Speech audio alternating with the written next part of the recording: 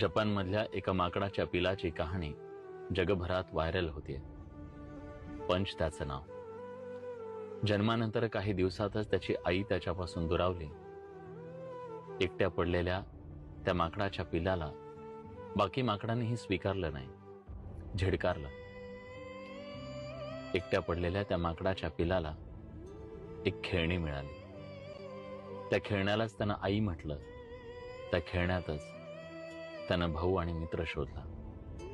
त्या निर्जीव खेळण्याला त्यानं घट्ट मिठी मारली. त्याच्या एकटेपणाची ही कहाणी आपल्याला सगळ्यांना एक गोष्ट सांगतेय, ते म्हणजे तुमच्याकडे कितीही पैसा असू द्या, कुठलीही गाडी असू द्या, कितीही फ्लॅट असू द्या, पण जर तुमच्याकडे तुमचा हक्काचा माणूस, त्याचं प्रेम आणि आधार नसेल तर हे सगळं झूट आहे.